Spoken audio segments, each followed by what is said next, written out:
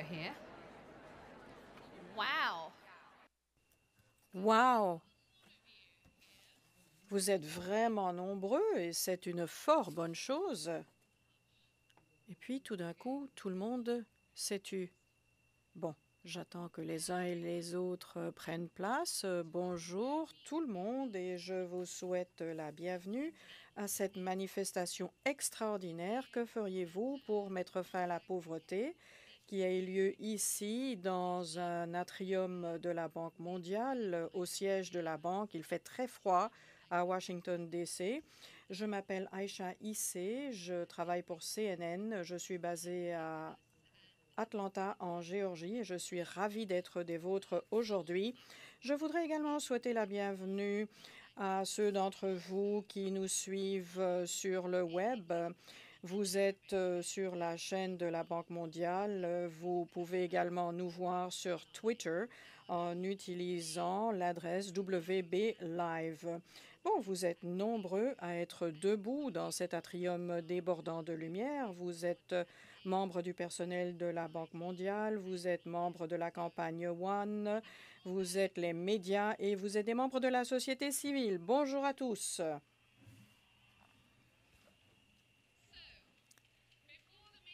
Très bien. Avant de souhaiter la bienvenue à notre invité d'honneur, je voudrais vous donner un petit peu d'informations. Il y a 2 mois, la Banque mondiale a lancé une conversation pour poser aux personnes aux 4 coins du monde ce qu'ils feraient pour surmonter le défi. Et je vois que vous n'écoutez pas, mais je vais quand même continuer. Allez-y, allez-y, laissez-les entrer. Voilà, les vedettes sont arrivées. Voici le nouveau président du groupe de la Banque mondiale, Jim Yong Kim et Bono.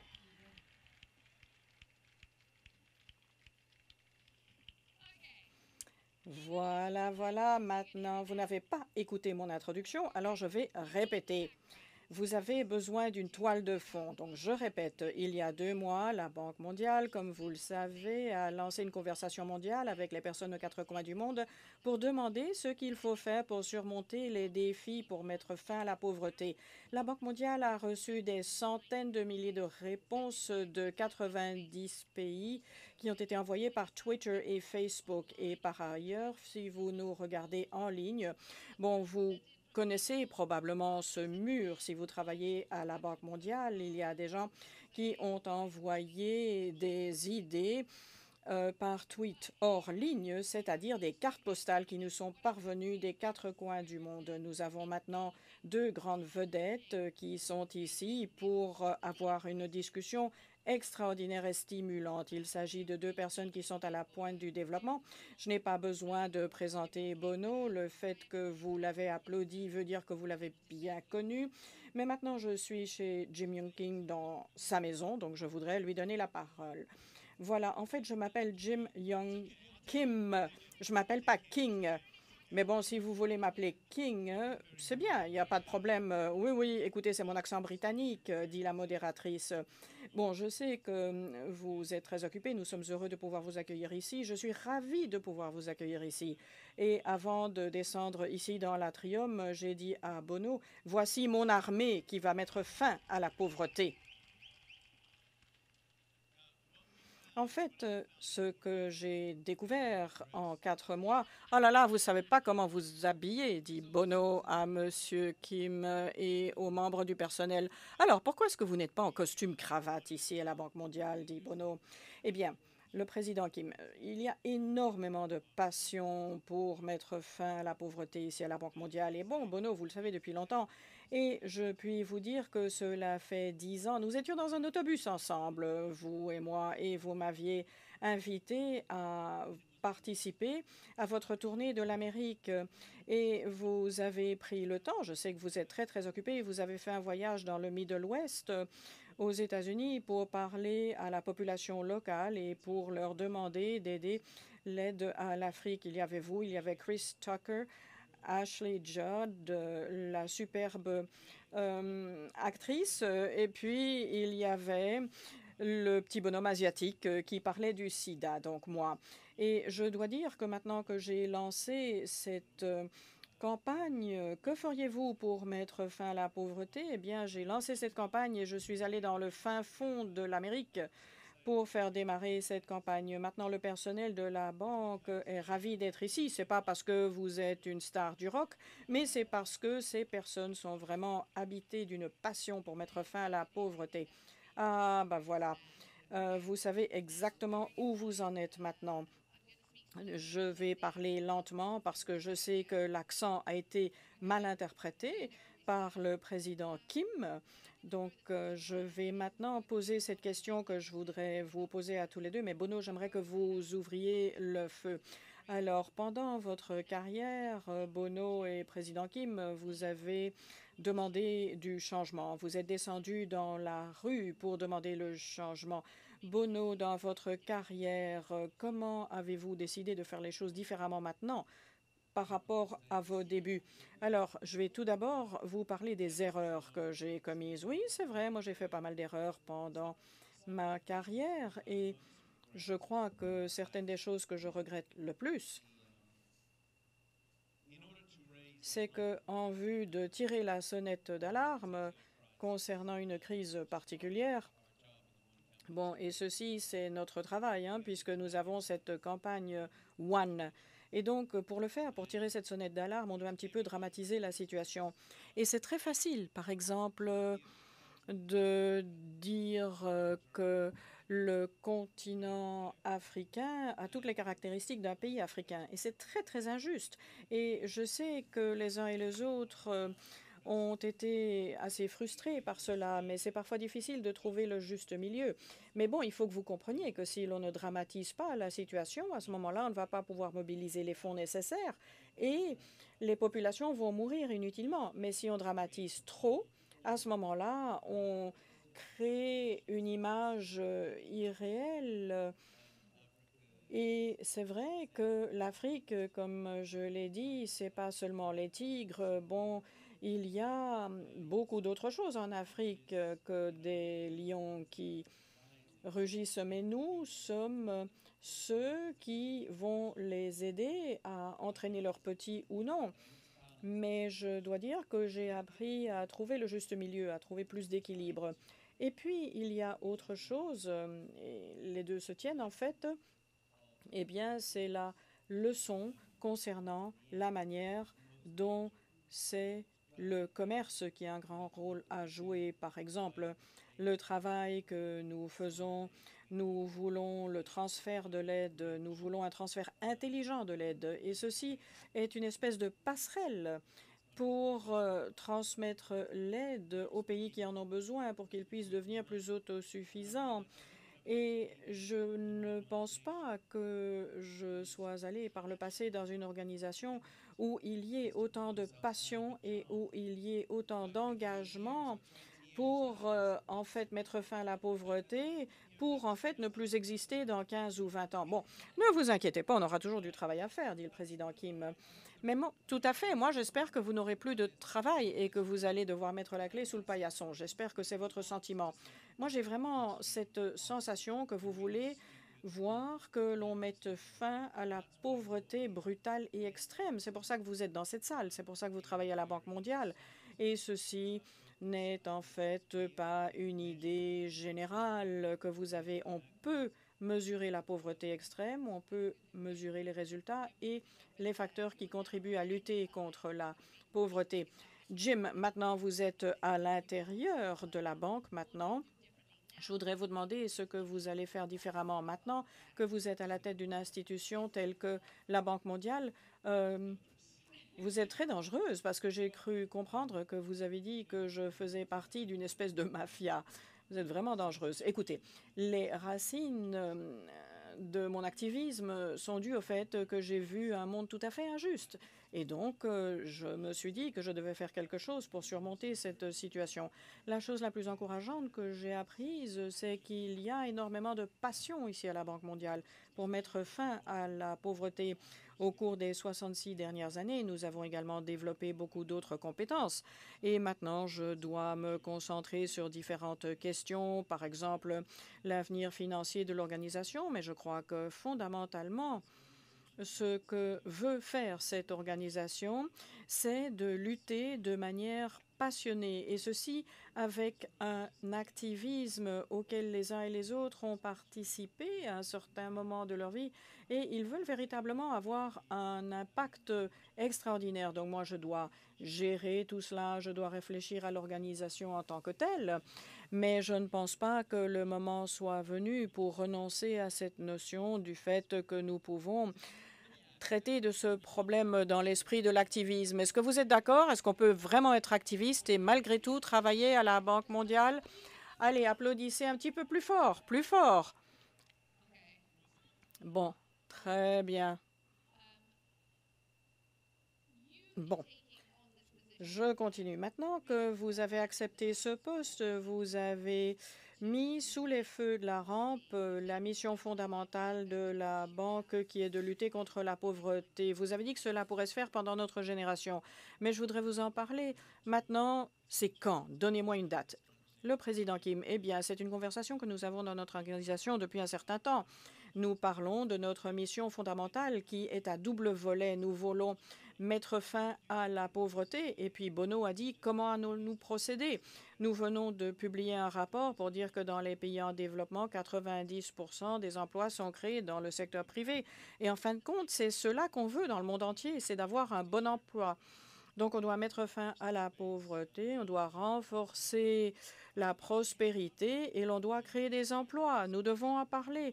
Nous avons des experts du monde entier dans notre banque et nous devons donc avoir cette conversation. Nous devons avoir un grand nombre de participants à ce dialogue, mais je suis sûre que nous pouvons trouver la voie pour mettre fin à la pauvreté, et ceci bien plus tôt que dans 20 ans ou 25 ans. On doit faire ça beaucoup plus tôt.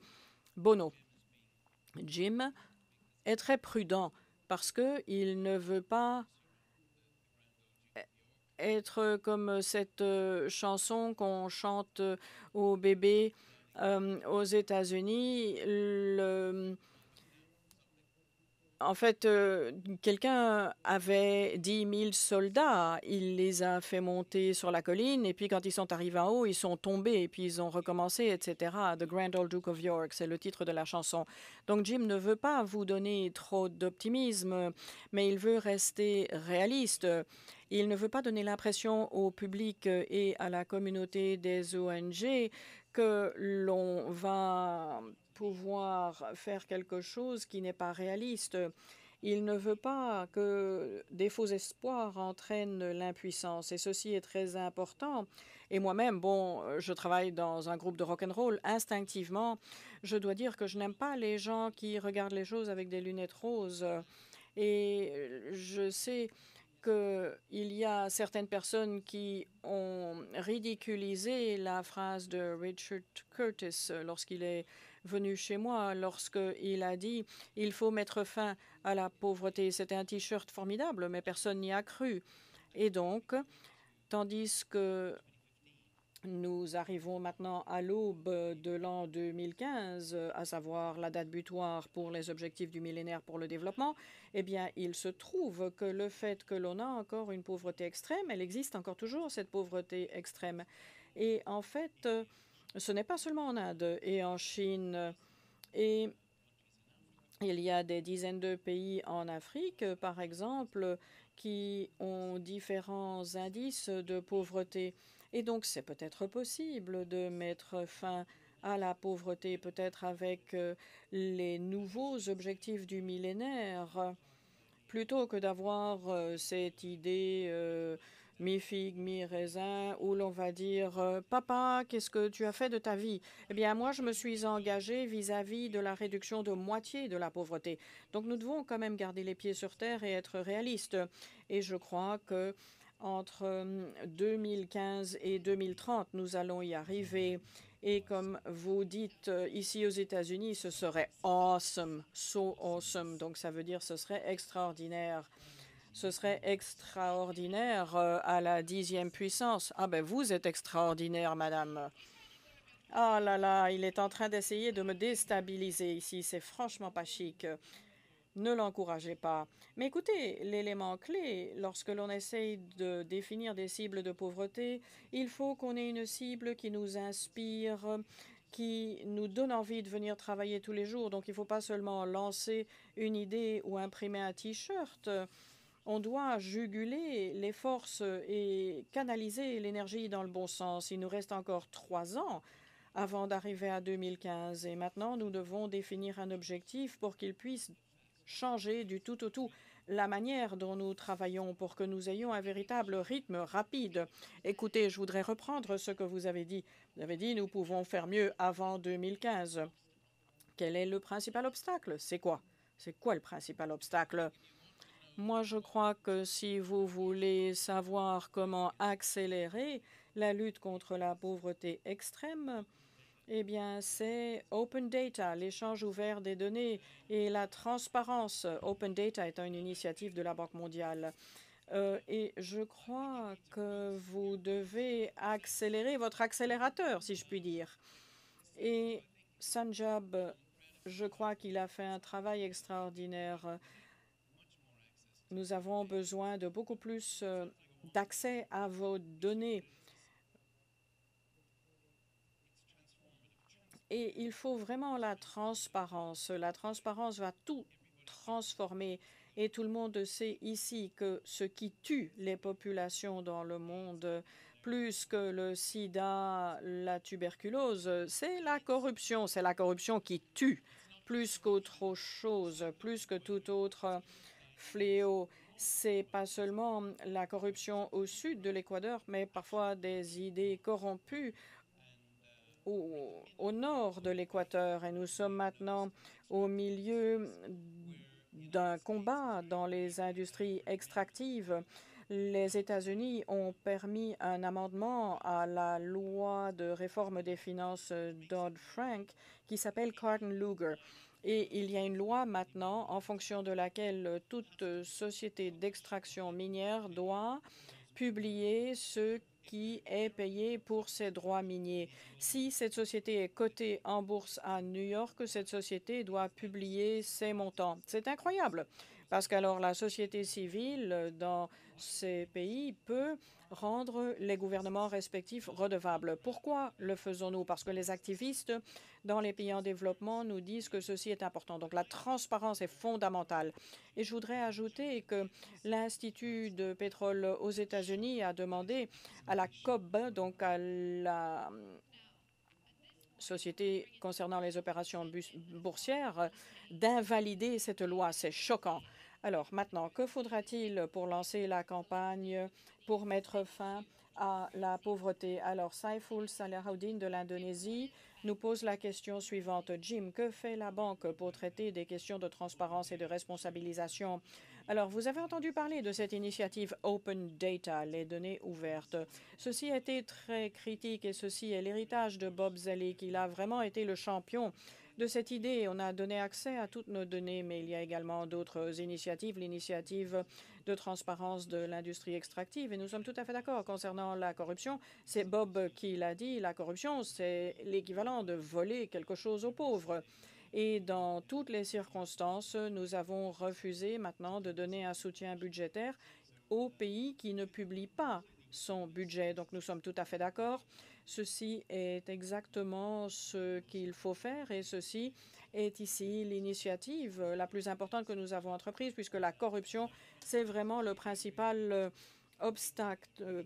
Sanjay est un penseur extraordinaire. Où est-il, Sanjay? Sanjay, écoute, bonjour, moi je suis votre fan. Je suis allé sur votre site web. Moi, je suis vraiment une fan de Sanjay.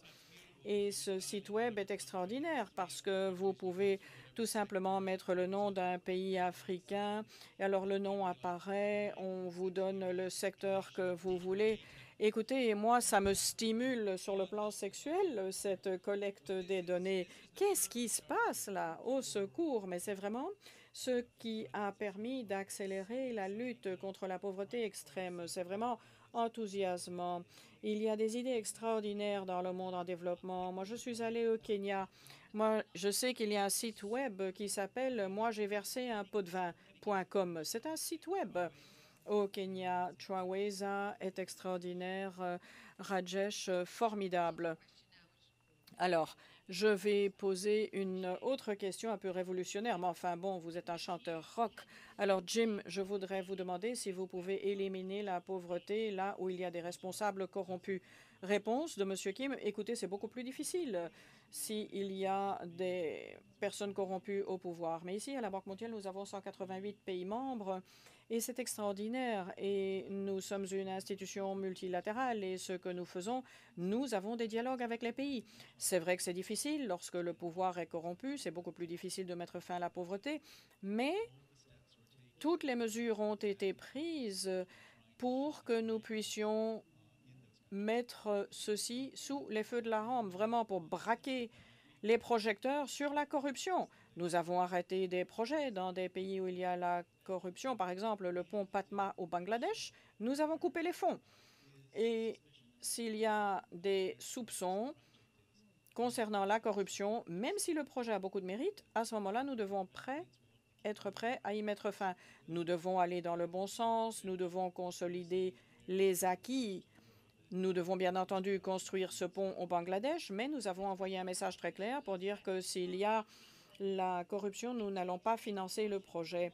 Une question du Ghana maintenant. Avoussou Glouzette du Ghana a envoyé un tweet qui dit: comment peut-on transférer l'aide au développement aux personnes qui en ont le plus besoin? C'est une question que j'adresse à Bono. Encore une fois, nous avons besoin de données meilleures. Nous parlons de l'aide intelligente, Smart Aid en anglais. Donc, c'est de l'aide mesurable, redevable, responsable, rationnelle, transparente. Alors, si l'on parvient à mettre l'aide aux mains de ceux qui en ont besoin, c'est vraiment le but de la manœuvre, mais pour cela, il faut de la transparence. Il y a quelques années, en Ouganda, on a parlé d'un fonds d'action de lutte contre la pauvreté, et ceci, c'était dans le cadre de l'annulation de l'aide. Et les personnes dans le monde rural savaient ce qui avait été consacré aux nouvelles écoles. Et à ce moment-là, les responsables locaux ont été tenus comme responsables. Donc la transparence au niveau de l'aide est très importante. Il y a une situation absurde dans la transaction, donc dans l'aide au développement. Les deux parties les plus importantes, à savoir le contribuable, c'est-à-dire la personne dont on dépense l'argent, et donc le donateur, et le bénéficiaire, c'est la personne qui sera dans cette école, ce sont les deux parties qui sont le moins au courant de la transaction. Et ça, c'est tout à fait absurde. Et c'est pourquoi l'initiative de la Banque mondiale Open Data, les données ouvertes, est une initiative très importante qui permettra d'améliorer l'efficacité de l'aide. Est-ce que la banque peut être plus efficace pour transmettre l'aide directement aux personnes qui en ont besoin? Sanjay a commencé une nouvelle initiative. Nous travaillons directement avec les organisations de la société civile et nous devons le faire davantage. Mais nos États membres sont en fait des nations. Et donc, c'est plus difficile pour nous. Mais ce que nous faisons, eh bien, nous devons être extrêmement honnêtes concernant les programmes qui sont peut-être très populaires, mais qui ne bénéficient pas aux pauvres. Par exemple, nous avons dit depuis longtemps que les subventions du carburant sont mauvaises pour l'environnement et très souvent, ces subventions ne touchent pas les pauvres parmi les pauvres. Ce sont d'autres qui en bénéficient.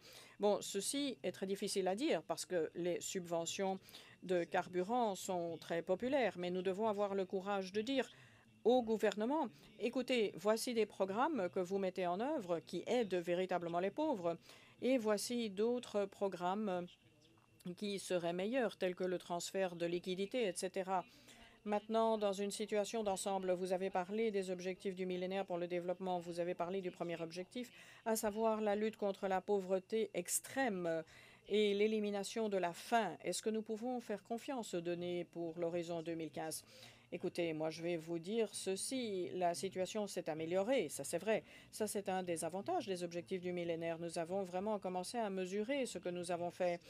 Mais Bob Zolik avait raison, la qualité des données n'est pas encore ce qu'elle devrait être. Nous allons augmenter maintenant la publication des données sur la pauvreté. Nous allons les publier tous les ans pour savoir s'il y a un mouvement d'un pays à l'autre. Les données ne sont pas encore ce qu'on aimerait qu'elles soient. Bon, alors est-ce qu'on peut appeler 2015 un succès? Oui, c'est un succès pour certaines choses, dans certains domaines. Pour certains des objectifs du millénaire, nous avons fait beaucoup de progrès, mais il y a encore un long chemin à parcourir. Et ce que je voudrais dire, c'est que ce qui m'a inquiété en l'an 2000, au moment où on a lancé les objectifs du millénaire, bon, on avait l'impression qu'on n'y arriverait jamais parce que c'était très loin. Moi, je n'avais pas l'impression que quand on a fixé ces objectifs, on avait beaucoup d'énergie. Maintenant, tout d'un coup, nous sommes le dos au mur parce que nous n'avons plus que 3 ans. Pour moi, 3 ans, c'est quand même suffisamment de temps qui nous reste. Et donc, les données ne sont pas parfaites, mais elles sont nettement meilleures que ce qu'elles étaient. Mais cela veut dire que nous devons à nouveau nous engager vis-à-vis de la réalisation des objectifs du millénaire. On peut encore toujours y arriver. Bono, que pensez-vous après 2015? Qu'est-ce qui va se passer? Qu'est-ce que vous allez faire? Allez, Jim a déjà répondu à la question. Moi, j'ai plus rien à dire, très franchement.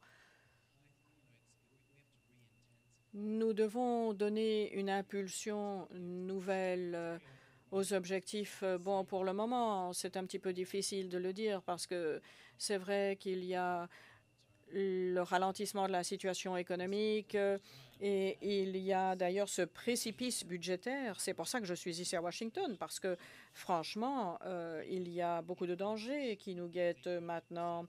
Je crois qu'il y a 8,2% du montant. Ceci est énorme, donc cela représente 275 000 personnes dont les programmes seront éliminés. Cela fera des décès, ça va entraîner des, des morts. Donc nous savons qu'il y aura des coupes sombres dans les différents budgets, mais il ne faut quand même pas que ça entraîne des décès. Et que ce soit du côté démocrate ou républicain, les gens semblent accepter cela. Ils acceptent ça vraiment? Écoutez, il y a un certain soutien au cours des dernières journées. J'ai été assez encouragée. Et bon, j'ai encore peur parce que, bon, je vois ces décideurs qui sont au gouvernail ou qui sont en train de manœuvrer cet énorme camion qui va tomber dans le précipice, mais je ne sais pas s'ils savent bien conduire. Excusez-moi. Moi, je suis beaucoup plus optimiste, dit le président Kim. Il y a beaucoup de choses qui sont maintenant en danger. Je crois que nous allons trouver une manière de sortir de l'ornière. Ici, à la Banque mondiale, nous ne disons pas, bon, la charité, ça va très bien lorsque la situation économique va bien, mais maintenant que nous avons des difficultés budgétaires, nous allons réduire l'aide. La croissance de l'économie mondiale est critique et la croissance, en fait, a lieu dans les pays en développement. L'Amérique latine a répondu très vite. L'Afrique a encore un taux de croissance de 5%, même chose pour la Chine et pour l'Inde. Donc ces pays continuent à se développer, continuent à croître. Et donc, le fondement pour la croissance, c'est la santé, l'éducation, la protection sociale et tout ceci grâce aux donateurs par le passé. Donc, si maintenant nous retirons notre épingle du jeu, cela veut dire que nous allons miner les fondements de la croissance future. Ceci n'est pas de la charité, c'est logique, c'est rationnel, moi, ce que je suis en train de vous dire. Bono, nous avons dit, et je crois qu'on nous a entendus, une récession économique ne doit pas être une récession morale. Mais ceci ne porte pas tout simplement sur la croissance en Inde et en Chine qui vont sous-tendre la croissance mondiale. C'est bien plus que cela. Il y a Douglas Alexander, qui est l'ancien secrétaire au développement au Royaume-Uni, qui a dit, en fait, c'est dans l'intérêt de tous les pays, a-t-il dit, nous partageons des frontières, nous avons le terrorisme partout dans le monde, et donc c'est une question de sécurité également. Lorsque vous parlez à vos interlocuteurs, est-ce qu'ils comprennent que la situation est urgente? Est-ce que vous imaginez, bon, maintenant nous sommes en pleine récession, et il n'y a même pas 200 millions de Chinois qui sont arrivés à la classe moyenne. Et il y a 150 millions d'Indiens qui achètent nos produits. Alors, il y a ce qui se passe en Amérique du Sud, en Amérique latine. Sans leur intervention, on serait baisé. Oh là là, c'est une star, hein? C'est un rocker. C'est pour ça qu'il peut parler comme ça. Et bon, c'est le reste du monde qui permet à la planète de continuer de survivre. Et je crois que c'est le docteur Kim qui a dit la meilleure solution médicale, c'est vraiment de sortir les pays de la tranche de pays pauvres pour les faire remonter sur la tranche de pays à revenus intermédiaires. Il y a des pays qui augmentent leur assistance au développement, par exemple le Royaume-Uni, la Corée qui est en train de doubler le pourcentage du PIB qui sera consacré à l'aide au développement. Même chose pour l'Australie. Il y a beaucoup de pays qui comprennent qu'il est important d'investir dans les fondements de la croissance future. Ceci est très encourageant, même à l'heure actuelle et dans mes discussions avec les chefs d'État et de gouvernement. Moi, je crois qu'ils comprennent bien que le fait de se retirer maintenant ou de se replier dans une espèce de forteresse, c'est pas une bonne idée. Bon, l'homme de la rue fait peut-être pression sur eux, mais ils comprennent bien qu'il est important de continuer d'investir dans la croissance future. Alors, que faites-vous pour les pays qui sont en train d'arriver à un niveau intermédiaire de revenus, mais où il y a encore toujours des poches de pauvreté? Il y a des classes moyennes maintenant, mais le fossé entre les riches et les pauvres est en train de se renforcer. Écoutez, moi j'étais à Haïti il y a peu de temps et l'inégalité est abominable. C'est la pire situation dans notre hémisphère. Et notre message était très clair. La manière dont on a travaillé par le passé, où une petite portion des personnes avaient en fait un style de vie de classe moyenne ou même de classe supérieure, alors que la majorité était pauvre, eh bien, nous avons dit à nos homologues en Haïti que ceci est une mauvaise situation sur le plan éthique. Mais ce n'est pas une bonne stratégie non plus pour la compétitivité. L'économie ne va pas se développer dans ce genre de situation lorsqu'il y a un tel clivage entre les riches et les pauvres. Bon, c'est une recherche qu'on fait depuis des années à la banque et maintenant nous pouvons transmettre un message très clair. L'inclusion, il faut l'inclusion des femmes et des jeunes. Ceci est la bonne stratégie économique. C'est pas seulement une bonne stratégie morale, mais c'est la bonne stratégie économique. Et j'ai vraiment été enchantée de pouvoir retourner en Haïti. Moi-même, j'ai vécu là-bas, j'ai travaillé en Haïti et j'ai obtenu une réponse très favorable du gouvernement et du secteur privé. Écoutez, moi, je viens de terminer un livre par Sharon Sandberg concernant le rôle des femmes et il y a une citation de Warren Buffett. Et il a dit qu'il devait son succès au fait qu'il ne faisait la concurrence qu'à la moitié de la population. Il faisait seulement la concurrence avec des hommes. Et il a dit, Warren Buffett, qu'il n'aurait pas pu réussir comme il l'a fait si les femmes lui avaient déjà fait la concurrence. Et il se réjouissait maintenant d'avoir une concurrence nouvelle, d'avoir une donne nouvelle. Imaginez ce que sera le monde lorsque les femmes vont véritablement être en charge de notre avenir.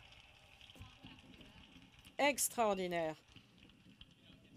Ça vaut des applaudissements. Moi, j'allais dire lorsque les femmes achètent des CD, mais bon, je ne pouvais pas le dire quand même.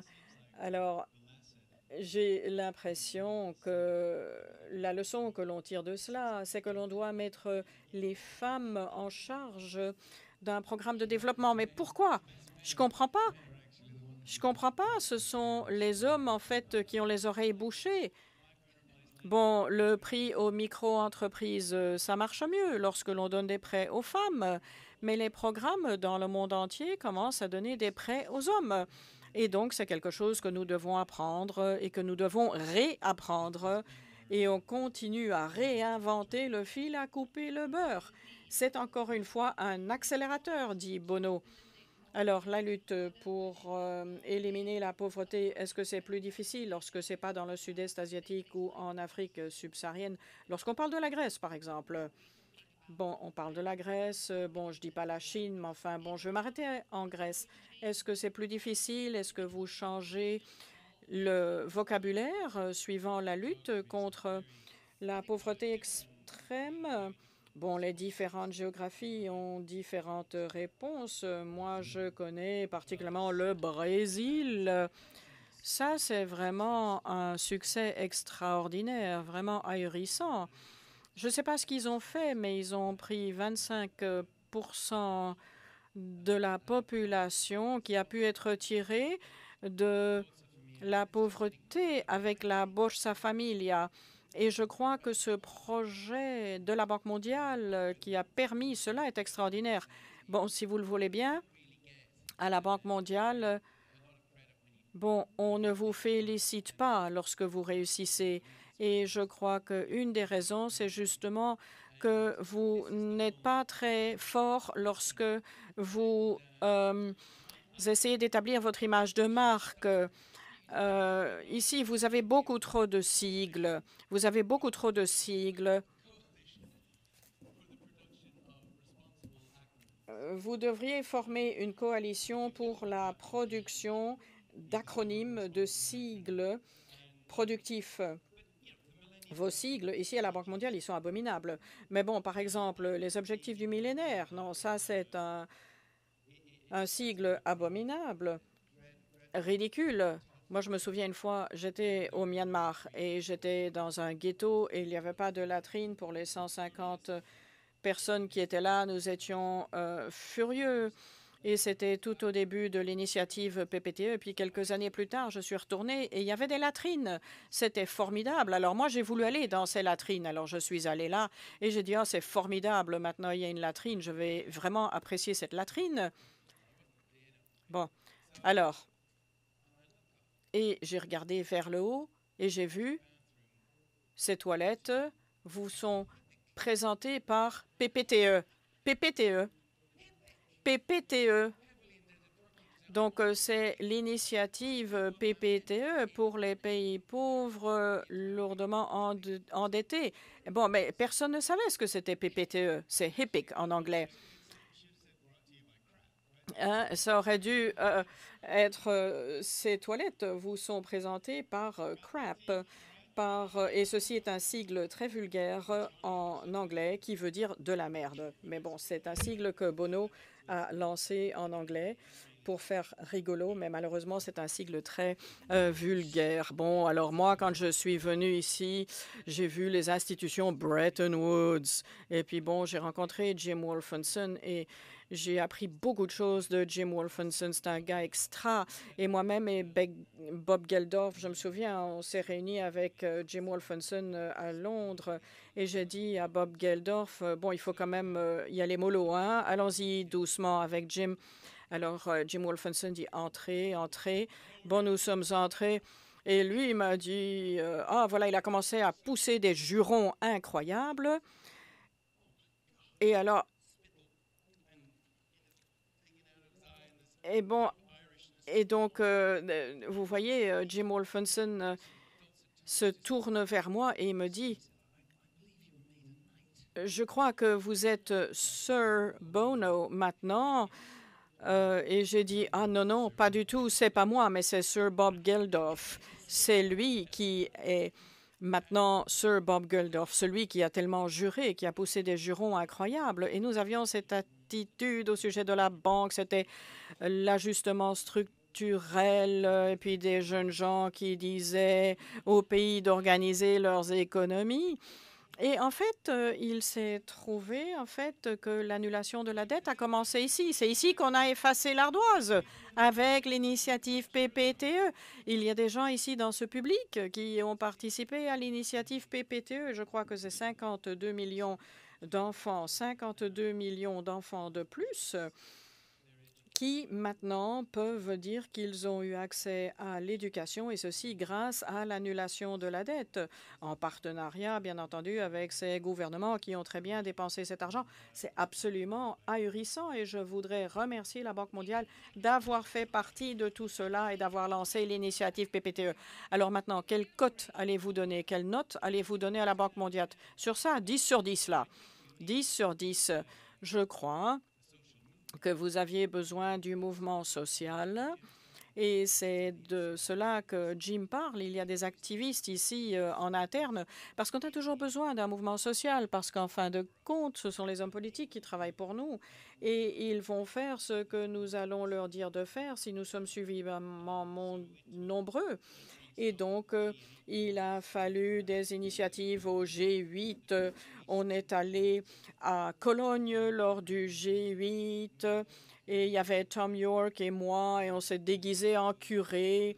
Et il y avait des gens, il y avait des religieux, il y avait des gens qui n'étaient pas des religieux, mais enfin bon, on a quand même manifesté de manière assez extraordinaire, mais la rigueur intellectuelle et la méthodologie se trouvait à l'intérieur de la banque. Alors, qu'est-ce que vous attendez de la banque maintenant? Moi, j'aimerais que la banque ferme ses portes dans 20 ans, qu'elle mette la clé sous le paillasson dans 20 ans, qu'on n'ait plus besoin d'elle. Bon, très bien. Alors, je vais répéter. Alors, ça serait vraiment un grand succès hein, si vous pouviez trouver des emplois ailleurs. Bon, dans 20 ans, dans 25 ans, mais maintenant, disons, dans les 5 années à venir, qu'est-ce que vous attendez de la Banque mondiale? Allez, faites pression sur nous, hein?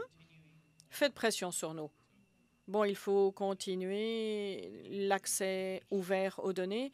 Plus vous publiez les plans pays, les stratégies d'aide pays, les chiffres qui les sous-tendent. Vous devez accepter le fait que dans le monde, les gens savent lire et écrire. Bon, il faudra quand même renforcer les capacités dans certains pays pour que l'on comprenne ce que vous faites. Ça sera très important. Il faudra comprendre par-dessus toute autre chose. Il faut comprendre que ceci est le début du 21e siècle. Le modèle traditionnel, donc la pyramide, maintenant a été inversée et c'est la base qui s'occupe des choses. Donc, il faut que cette base soit bien formée, soit bien éduquée. Et donc, c'est ça qui est important. On doit comprendre maintenant que la pyramide est inversée. Nous devons investir dans cela. La banque doit être une organisation qui travaille du bas vers le haut et non plus du haut vers le bas. Et tout votre personnel sur le terrain doit vous dire ce qui se passe pour que vous puissiez mieux desservir les besoins des populations locales. Est-ce que la banque peut changer en temps opportun? Absolument, nous allons changer.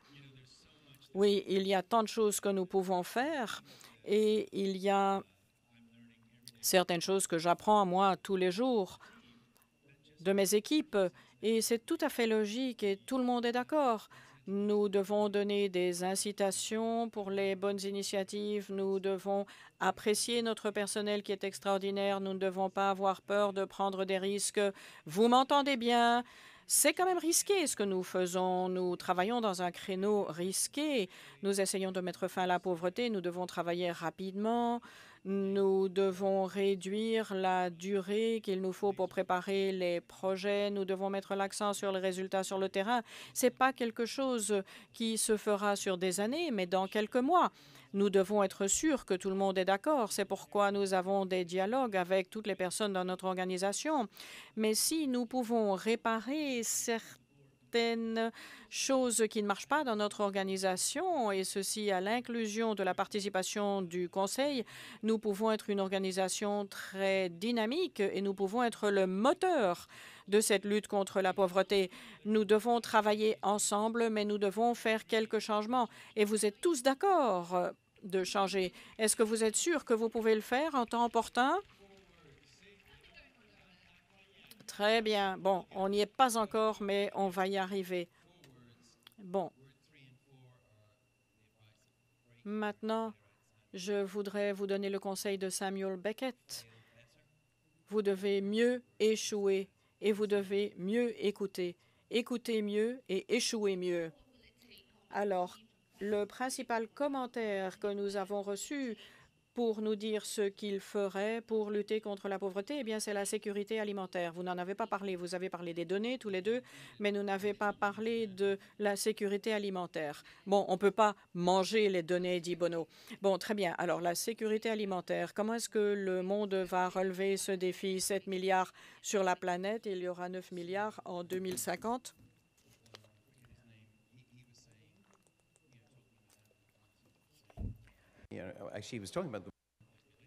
Qui est le PDG de Cargill? Il a dit que la population mondiale sera 9 milliards.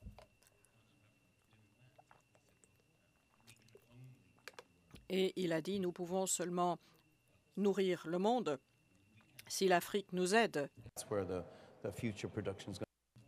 C'est ce qu'a dit le président de Cargill. Monsieur le docteur Kim, est-ce que c'est une bonne analyse? Ce qui est formidable quand on travaille à la banque, c'est que nous ne devons pas regarder le monde avec des œillères. Nous ne pouvons pas regarder la sécurité alimentaire sans parler des terres arables. Nous devons avoir les mécanismes en place pour répondre aux besoins à court terme. Nous le faisons, nous travaillons avec le PAM. Mais si l'on a une approche à l'agriculture durable qui est liée au problème du changement climatique, eh bien, nous devons travailler sur ceci. La fenêtre est en train de se fermer pour prendre les actions que nous devons prendre. Nous ne pouvons pas nous permettre de perdre des terres arables, tant et si bien que cela devient impossible. Moi, j'étais inquiet qu'on n'ait pas parlé des changements climatiques aux États-Unis pendant les élections. Mais nous devons inscrire ceci à l'ordre du jour et dire que ceci est lié à la gestion des catastrophes. Et tout ceci est lié. La Banque mondiale va traiter de ces trois questions ensemble. Bono, est-ce que des mouvements tels que la campagne One fait-elle suffisamment de choses? Écoutez, cela n'est pas notre compétence principale, mais vous pouvez conclure ceci du travail que nous faisons. Hier soir, j'ai dîné avec 8 généraux et c'était extraordinaire. Et ils s'intéressaient aux questions dont nous traitons pour les questions de sécurité. Il y avait le général Jim Jones qui était le chef de l'OTAN. Bon, je le connais très bien et il m'a téléphoné un dimanche à la maison en Irlande pour parler du développement. Et il avait cette équation, c'était la stabilité égale la sécurité plus le développement. Et il voulait me parler de cela donc un dimanche et il s'inquiétait de la Corne de l'Afrique. Écoutez, le Sahel, c'est cette bande. En fait, je crois que c'est en fait le littoral du Sahara, Nigeria, Mali. Et il y a des choses choquantes au Mali. Maintenant, ça me brise le cœur parce que je suis allée là-bas. Eh bien, c'est ce que nous appelons les trois extrêmes. Et les trois extrêmes, c'est ceci. C'est un trio, c'est-à-dire la pauvreté extrême, l'idéologie extrême et le climat extrême. Et en fait, il s'agit là d'un trio très, très dangereux et il est très difficile de trancher ce nœud gordien. Et nous devons accepter que le changement climatique ou la crise climatique pourrait miner le travail que nous avons fait dans le développement. Si vous y pensez, ce qu'a dit Bono depuis longtemps, c'est qu'il y a cette notion fondamentale de solidarité mondiale. Qu'est-ce que cela veut dire, la solidarité mondiale? Eh bien, quand est-ce qu'on va véritablement la voir? Bon, il y a des tas de films, il y a les extraterrestres qui viennent nous envahir et à ce moment-là, la population du monde est solidaire pour lutter contre les extraterrestres. Écoutez, mais maintenant, la situation existe. Nous aurons un monde de 4 degrés d'augmentation de température. Alors, Bono, comment est-ce que nous pouvons nous orienter dans ce sens? Le changement climatique sera une menace énorme pour toute la planète et peut-être qu'à ce moment-là, nous allons trouver la racine de la solidarité mondiale. Mais bon, la fenêtre est en train de se fermer et nous devons travailler vite pour trouver un moyen pour faire comprendre aux uns et aux autres que le monde avec 2 ou 4 degrés sera très différent. C'est pas dans 3 générations. Moi, j'ai un fils de 3 ans. Lorsqu'il aura mon âge, le monde sera peut-être très différent. Et maintenant, je ne vois pas les racines de ce mouvement encore. Bon, vous savez comment l'on peut stimuler la solidarité mondiale. Est-ce que vous pouvez être le chef de file de ce mouvement de solidarité mondiale, Bono? Écoutez, moi, j'ai une espèce de cauchemar. J'ai peur de me transformer dans ce grand-duc de York dont j'ai fait mention tout à l'heure, là, celui qui a envoyé ses soldats dans le précipice dans cette chanson anglaise. Et moi-même, pour ce qui concerne la crise du climat, je n'ai pas encore vu de plan qui me permettrait de communiquer. J'ai pas encore vu de plan que je pourrais utiliser. J'ai pas encore vu cette histoire ou ce graphique. Alors moi, tout ce que je peux faire, c'est transmettre les messages que je connais bien, parce que je ne veux pas échouer. Oui, vous avez raison, dit le président Kim. Et donc, je sais ce que je dois faire pour la pauvreté extrême, mais pour le climat extrême, je ne suis pas sûre de moi. Ah oui, vous avez tout à fait raison, dit le président Kim. Ce que nous devons faire, c'est de dire ah non, c'est pas la fin du monde, mais nous devons en fait stimuler les gens pour qu'ils aient une vision du monde avec une économie verte qui créerait des emplois avec peu d'émissions de gaz carbonique. Et il y a des exemples dans le monde entier, mais nous n'avons pas été très bons pour transmettre ce message. Donc, la grande vision de ce monde vert, de cette planète verte. Bon, malheureusement, nous n'avons plus beaucoup de temps, nous dit la modératrice. Alors, Bono, à ce stade, quel est le message que vous voulez laisser aux employés de la Banque mondiale qui sont venus dans l'atrium? Qu'est-ce que vous voulez leur dire, ainsi qu'à la société civile? Allez-y.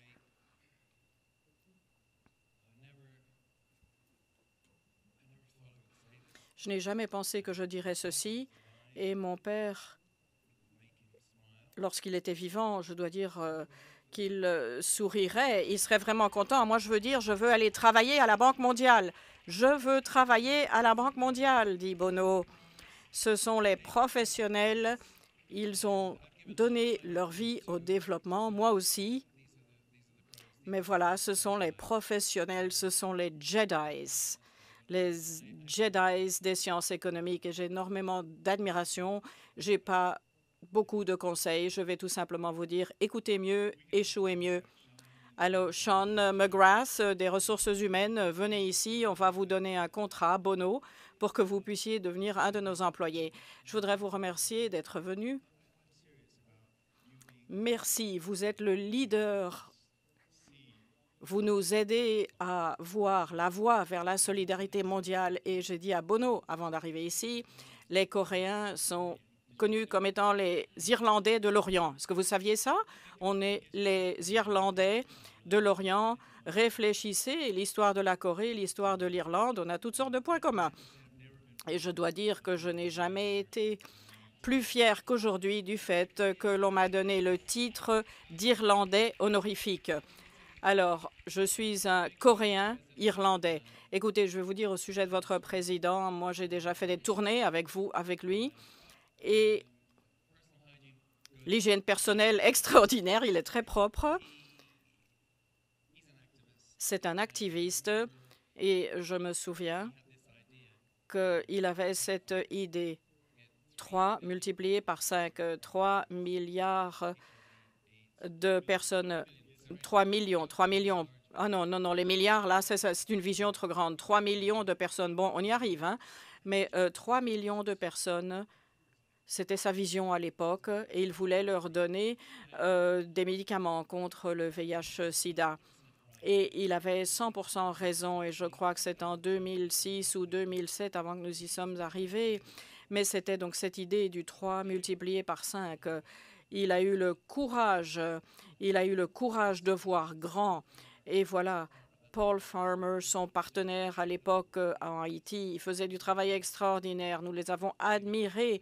C'est un activiste, votre président. Et je suis très heureux de faire partie de l'axe coréen-irlandais. Merci beaucoup, mesdames et messieurs. Voilà, nous arrivons à la fin de cette manifestation. Merci à tous. Merci beaucoup. Vous êtes extraordinaires. Nous applaudissons Bono. Merci, merci. Je remercie le président de la Banque mondiale. Merci à tout le monde. Merci, merci.